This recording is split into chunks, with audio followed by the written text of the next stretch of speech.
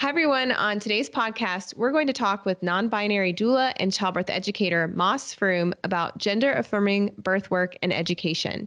Welcome to the Evidence-Based Birth Podcast. My name is Rebecca Decker, and I'm a nurse with my PhD and the founder of Evidence-Based Birth. Join me each week as we work together to get evidence-based information into the hands of families and professionals around the world.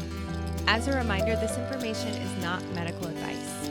See evbirth.com/disclaimer for more details. Hi, everyone. My name is Iya Mystique Faudugun, pronouns they, she. And my name is Rebecca Decker, pronouns she, her, and we will be your co-hosts for today's episode. Today, we are so excited to welcome Moss Froom to talk about gender-affirming birth work and education. Before we interview Moss, I want to let you know that if there are any detailed content or trigger warnings, we always post them in the description or show notes that go along with this podcast episode. And now we'd like to introduce our honored guest. Moss Froom, pronouns they, them, is a non-binary doula and childbirth educator living in Baltimore, Maryland. Moss offers trans and queer-centered support services for people at all stages of their reproductive and family building journeys, and also teaches other birth workers how to provide support that's affirming and celebratory of trans and queer families. We are so thrilled that Moss is here. Welcome, Moss, to the Evidence-Based Birth Podcast. Hi, y'all. It's so wonderful to be here. Thank you so much for having me. And thank you to Iya Mystique for introducing us to you, Moss. Yes. Yeah, absolutely. It's great to see you. Yes, I love Moss. I will continue to tell everybody how much I love them. We have been introduced in passing, as they call it, and we haven't officially met face to face in person, but we will. I'm claiming that. But we've always been working together, like on panels or collaborating with mutual birth workers. So I'm just so happy to bring you on here to this platform so everybody can know what you do and how you're just transforming birth work, especially in Baltimore. So I'm so excited to have you here. Yeah, and the feeling is absolutely mutual. Yeah, it's so great to get to talk with both of you today. I feel like evidence-based birth is a resource that I use all the time, and I feel really excited to get to chat with y'all. Yay! Yay! So we'd love to hear your story, Moss. Can you tell us and our listeners how you got started in the profession of birth work? Yeah, absolutely. So I always kind of say that I feel like I got kind of called into this work by the people that I love in my community because, I was drawn to birth in my early adulthood as somebody who wasn't, really exposed to a lot of birth stuff growing up. I didn't spend a lot of time with babies growing up. But as I was sort of just learning more about the world and finding the things that really excited me, I feel like I found I was really drawn into birth stuff as a part of life where you are able to sort of access a little bit more of the animal parts of being a human being.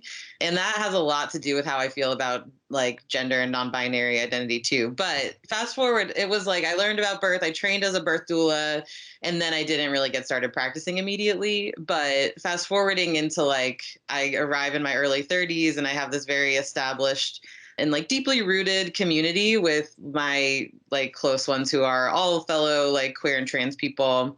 And just by virtue of, I think, arriving into our early 30s, a lot of my closest people were starting to journey into seeking fertility treatment and fertility care generally, starting to try to get pregnant, getting pregnant, starting to have babies. And as somebody who had trained as a doula, I was ooh, I can't wait to help y'all find the trans affirming versions of all of the resources that you need, all of the support people that you need. And through that searching, I was really coming up short.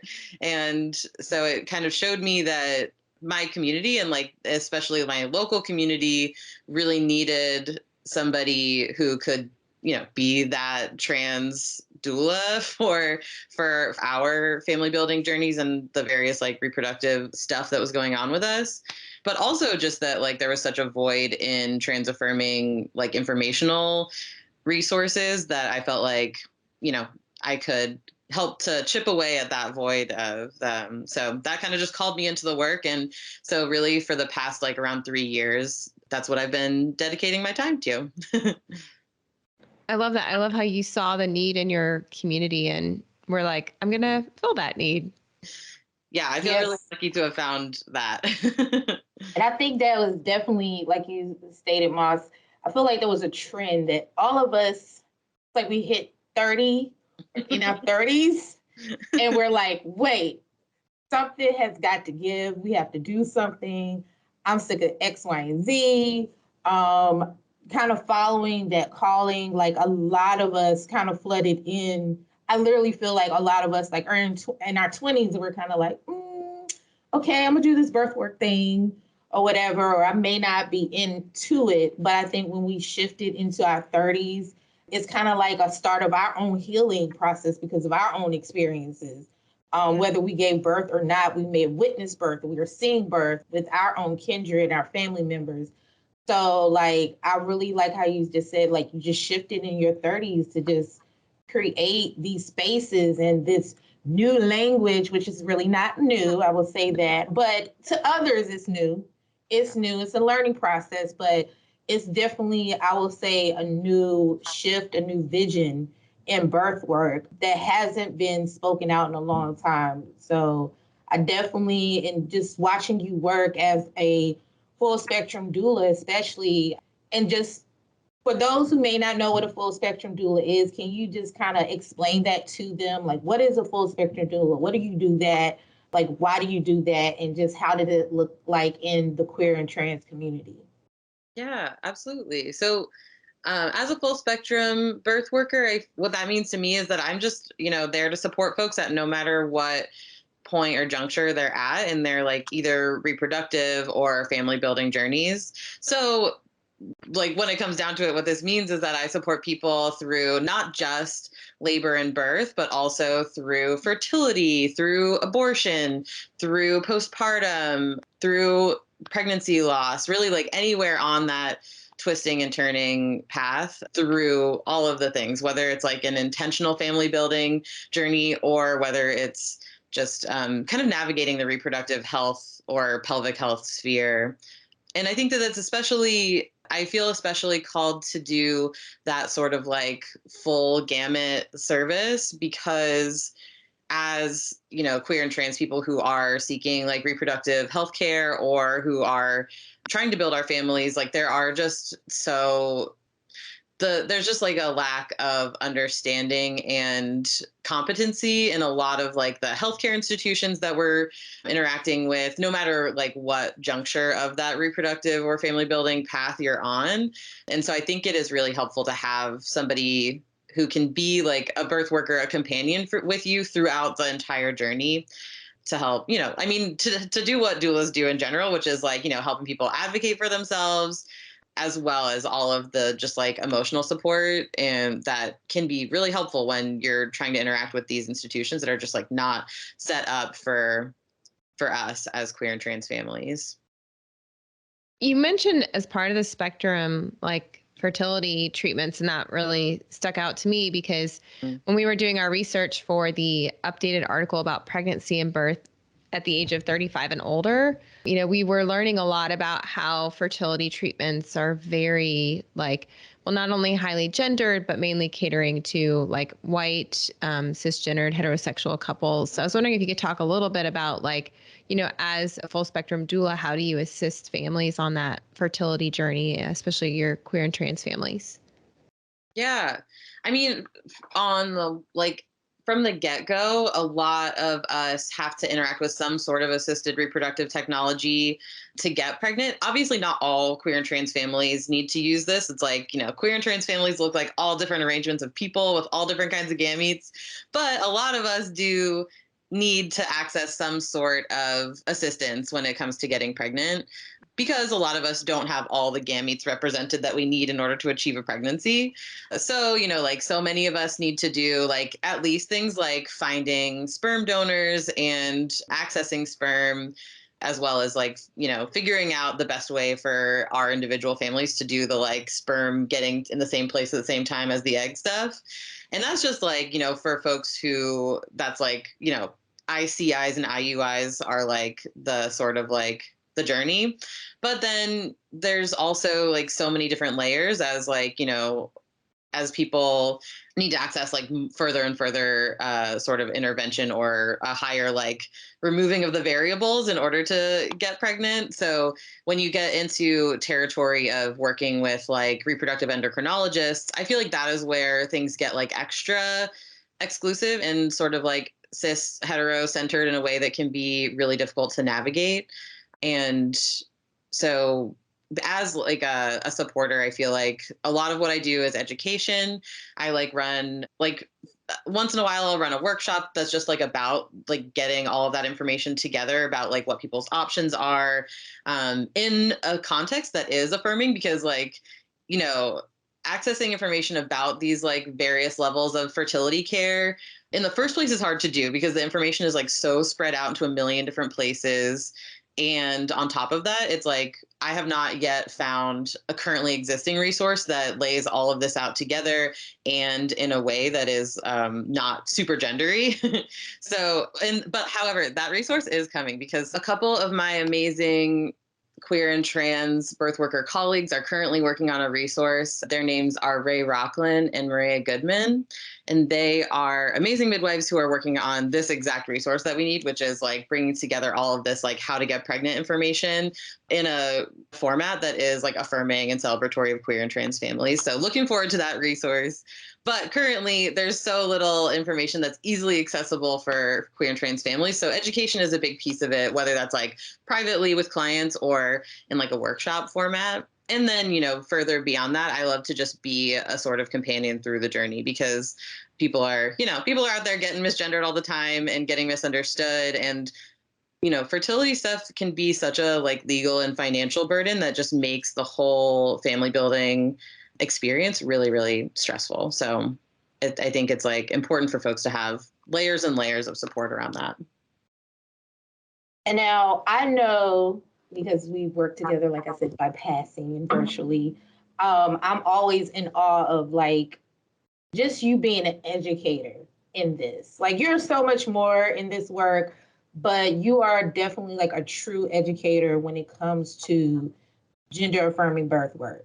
And we've been dropping that, especially you have been dropping that term, gender affirming birth work. So, with you teaching workshops about that, can you explain to our listeners who may not know what gender affirming is, or what it looks like, and what it's all about? And just as it's important in birth work because it's lacking, but it's coming its way to, make its appearance. And just because of you and others in this work who are making sure this term is going to continue to be repeated until people get it.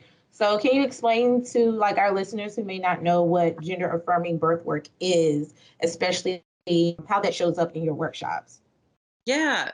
So, gender affirming birth work is something that I feel like is both like really, really simple, and there's like more to it than just sort of like immediately meets the eye. And so how I think about this is just that it's doing birth work in a way that just doesn't assume things about people. So where it's, whereas it's like very traditional or like really common in mainstream birth world to just like assume that our clients are women or mothers, gender affirming birth work just means kind of like walking that back and just like asking people who they are. So instead of just assuming something about somebody's gender or assuming something about like whether this person is the intended parent for the child that may come, it's just about walking it back and just asking people from the get-go who they are and operating with that in mind. And so like one big piece of this that I think is like the immediate sort of piece that we're really talking a lot about in birth culture is utilizing non-assumptive or gender open terminology as we're talking to groups of pregnant people or, just like talking about birth at large. And this is also a place that has gotten like so unnecessarily divisive, but I think that like the biggest takeaway about affirming or gender affirming birth work that I want people to understand is just that it's all about just like learning about each of our clients individually. So like asking them questions about themselves, figuring out what is the most supportive language to use with that individual person, figuring out what makes them feel best in themselves and their bodies and their experience, and then just being somebody in their life that's reflecting all of that back to them and making them feel the most supported as possible. So like I said, using inclusive or how I like to use words like gender open or non-assuming language as a jumping off point to really just get down to the root of like what are the words that you specifically like and use for yourself, and then I, as somebody who's here to support you, we're just going to reflect all of that back to you throughout the course of our working together. So that's like, I think of step one of it. And then as we navigate deeper and deeper into more and more affirming practice, I think that we get the opportunity to think deeper about the ways that, birth culture or like reproductive healthcare institutions are sort of obscuring truths or the real information about like trans reproductive issues or experience. And there's just, there are just some helpful sort of like infrastructural and behavioral pieces to doing affirming birth work that I think that they're not that difficult, but it's just like about finding out what those things are. So I do teach workshops about this exact thing. I teach like a 101 course for folks who are new who are just trying to transform their practice from a more traditionally gendered model into a more gender affirming model. And then I get to teach a 201, which is really fun because it's like a more Skillshare-y, like digging deep into the deeper parts of practicing in a gender affirming way. And I like how you use the term gender open or non-assuming language, because like I will say from my own experience, having my own kid, when I'm constantly saying, don't call me mother or mommy. Mama is kind of icky for me because it's like with mama, it's like you have to be like my kindred or my family member because we hear that. But I'm like, you're a total stranger, not asking, or asking those questions when I scratch off female and I'm literally writing non-binary. My pronouns are this, or I'll put in the comments, I'm gender fluid. And you hear the snickers, you hear the jokes.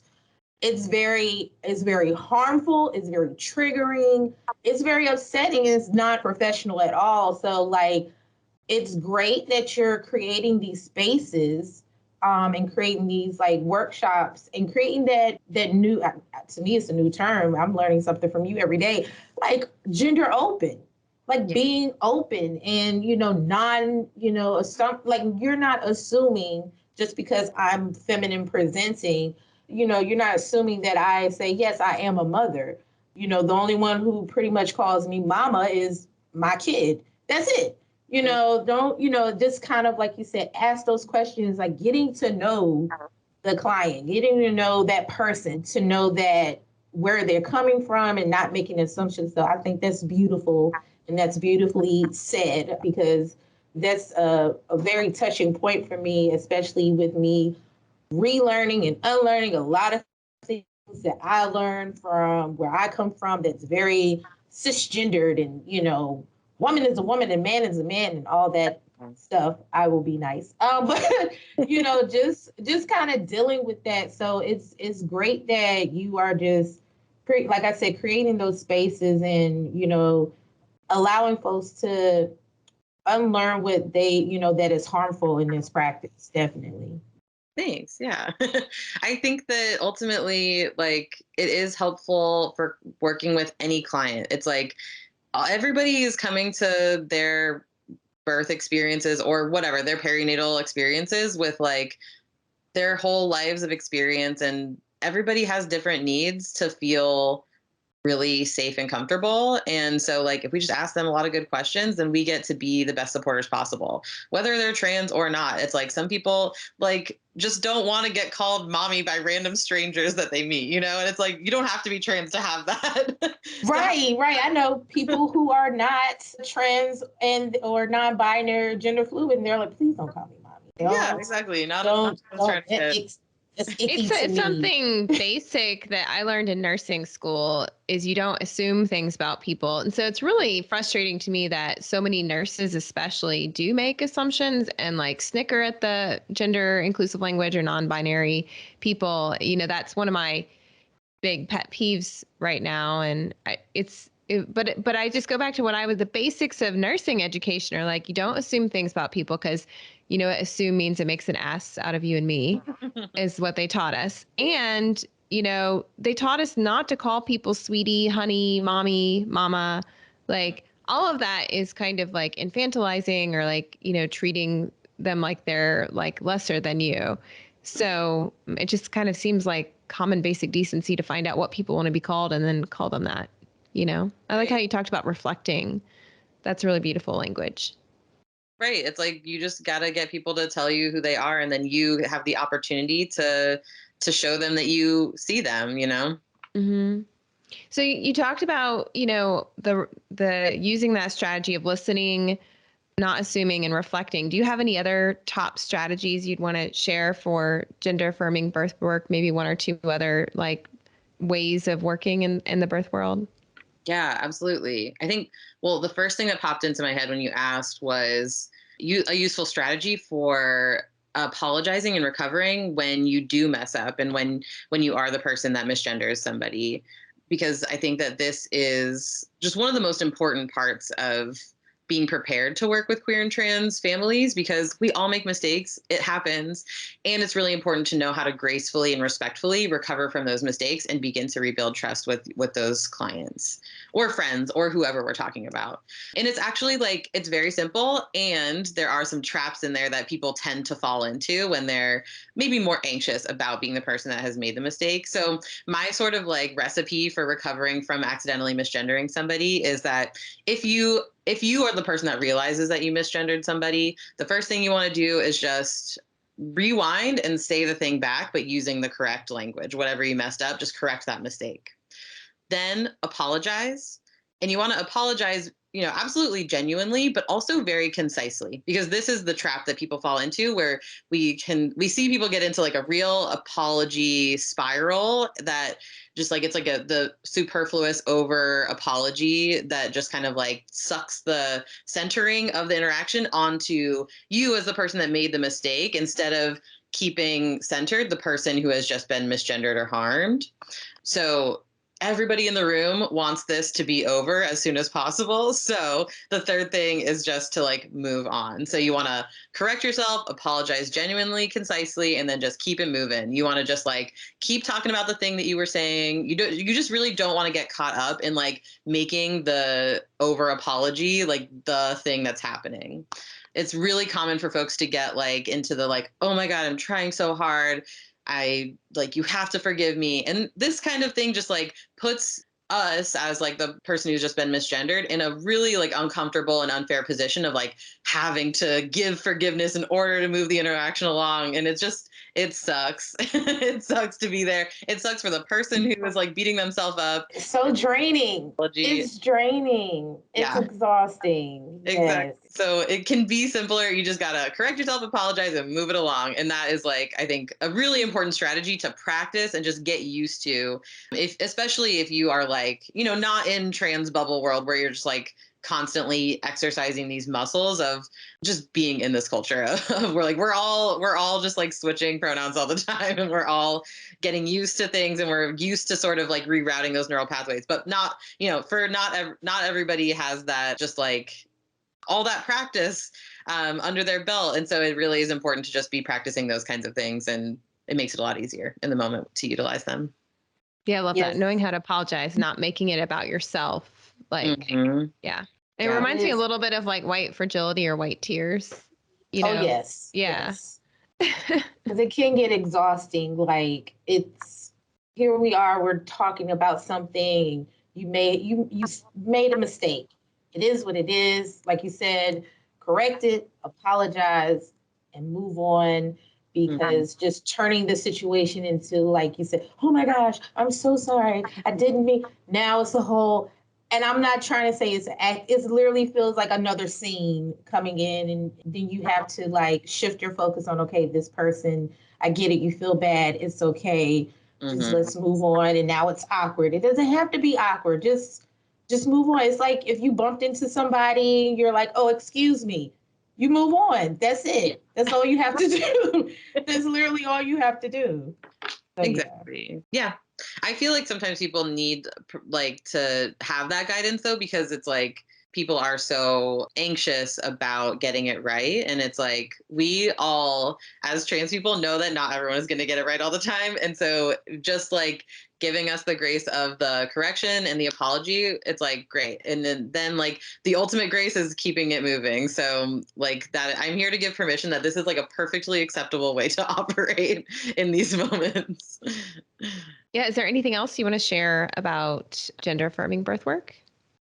Yeah, I think another piece that is helpful is like a level of self-education about, on the one hand, I think like just like trans stuff in general, like, you know, there's lots and lots of resources out there. There's lots of people who are trans on the internet talking about trans experience.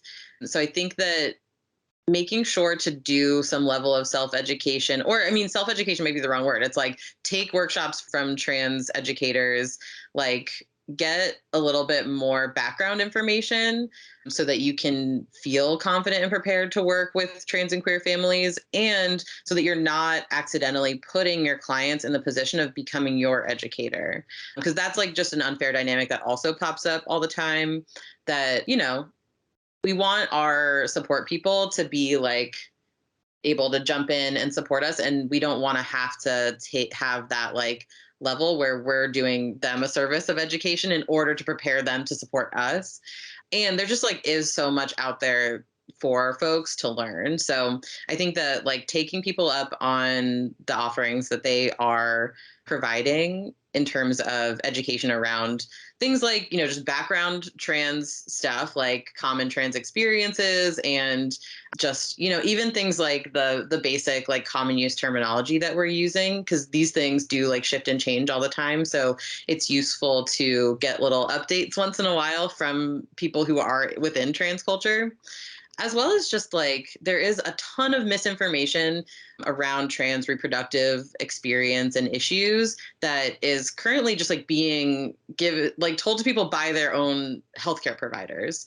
So I think that as birth workers who are, you know, like specifically here to support our clients, it's like if we can do a little bit of the legwork of helping people understand the sort of like the real information about their own like bodies and reproductive stuff, I think that that is like another big piece of the puzzle. So there's lots of myths and misinformation out there around like how taking testosterone as gender affirming hormone therapy impacts fertility. Spoiler is that it doesn't make you infertile. There's no research to actually suggest that, but that is like a thing that, like, I mean, I have a friend who went on testosterone like last year and their doctor told them that. So it's like really like just still commonly told myths. And then, you know, there's like lots of other stuff. There's like stuff about how the realities of what to expect from like chest changes during pregnancy for folks who have had top surgeries. There's stuff around like who is able to induce lactation, lots of stuff to be learned and to be a resource about to trans families. I will always forever tell you that you bring sweetness into what is considered radical.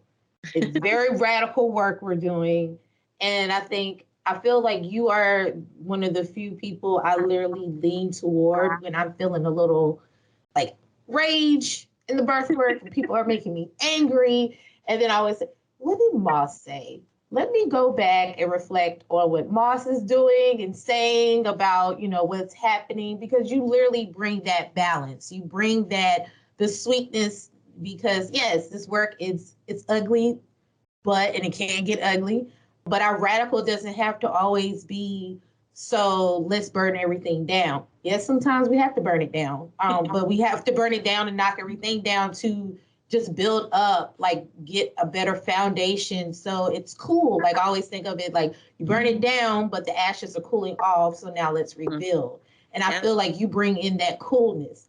You know, we may knock everything over. You may comfort us and be like, you don't have to burn everything down, but you bring that sweetness, that coolness in. I really appreciate like all the work you've been doing and you continue to do. And like, I can't wait to see what you have and, what's in store for the future. So do you have like any upcoming projects or anything you're working on so our listeners can like follow you and also, share how they can follow you and follow your work? Yeah, absolutely. And that was like such a wonderful and affirming thing to hear. Thank you so much. I feel like, as somebody who has been involved in like radical organizing for like, I don't know, I guess like the last like decade and a half or whatever, it's like I have always been drawn to the rebuilding parts. Like I love to imagine the worlds that I think like, myself and the people that I love would love to exist. And so I feel like I've always been excited about the rebuilding parts. Don't get me wrong, I also love the burning down parts. But I feel especially maybe like skilled around the rebuilding parts.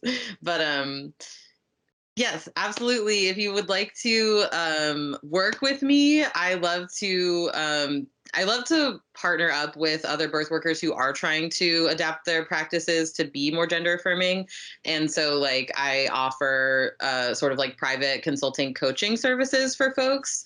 I like to, kind of like doula the doulas in their transformation. And I think that that's a really like wonderful, fun part of my work. And so if anybody out there is interested in getting to hang out around transforming our practices together, please feel free to reach out. My website is mossthedoula.com. And my Instagram handle is also mossthedoula. Those are like probably the best ways to reach out to me. But I will have workshops coming up to do some of that more like group workshopping around adapting to gender affirming birth work practice. So yeah, Instagram's a great place to like keep up with my workshop schedule as it is forthcoming. And if you are working with trans and queer families, I also run a trans and gestating support group. So if you want to like, let folks know that that's available to them, it's a totally free support group that convenes once a month for families who are trans and who are also expecting babies. And if you are a trans birth worker and you want to hang out, I'm not really like running this. This is just like a hangout that I decided was happening and now has like been happening for like a year and a half. And it's like a really special, sweet group of trans birth workers who just get on Zoom and just chit chat for like an hour and a half every month. But you're welcome to join us for that. All those links to like those sign up forms are in my like Instagram bio. And yeah, I will be teaching workshops, and I'm always running a trans-centered childbirth education course privately. So if you have families who are looking for that, send them my way. But yeah, so lots of things all the time. Moss, you're doing all the thing. I mean, Moss is all the things. They are all the things. I will continue to say that. I love them so much. Like, even though, like I said, we haven't met face to face, we will in the future, soon future. I'm claiming that. But like I always say, Moss is all the things. Like they're out here doing the work. So I love it. That's very sweet. Yeah, I encourage everyone to check out your website, mossthedoula.com, and your Instagram page, and just like all the resources. It's so incredible what you've built up, over the past couple of years. And we're so excited that you're out there educating people and that you were willing to come on and talk with our listeners. And we're so grateful you're here today. Well, thank you. I'm so grateful to have had the opportunity to chat with y'all and to talk a little bit about what I do and how we should all just be asking people more questions. All right, everyone. Thank you so much for listening. This is a new year. We're in January 2022, so it's a great time to continue your education. And we hope you check out Moss's resources for learning more about this topic. And if you enjoyed this podcast, we'd love it if you could leave a review on whatever podcasting platform you're listening on. All right. Thanks, everyone. Bye. Bye. Today's podcast episode was brought to you by the online workshops for birth professionals taught by evidence-based birth instructors. We have an amazing group of EBB instructors from around the world who can provide you with live, interactive, continuing education workshops that are fully online. We designed Savvy Birth Pro workshops to help birth professionals who are feeling stressed by the limitations of the healthcare system. Our instructors also teach the popular Comfort Measures for Birth Professionals and Labor and Delivery Nurses workshop. If you are a nurse or birth professional who wants instruction in massage, upright birthing positions, acupressure for pain relief, and more, you will love the Comfort Measures workshop. Visit ebbirth.com/events to find a list of upcoming online workshops.